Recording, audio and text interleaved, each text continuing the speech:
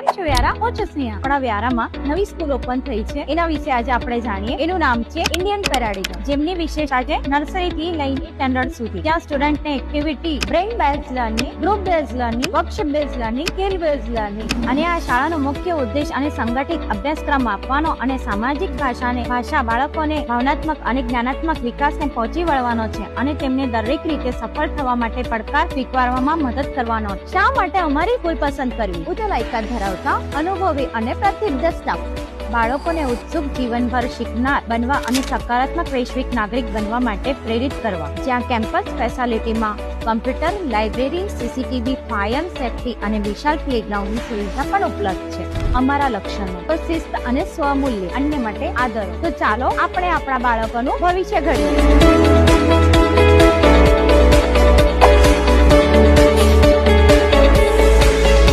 સ્કૂલનો એડ્રેસ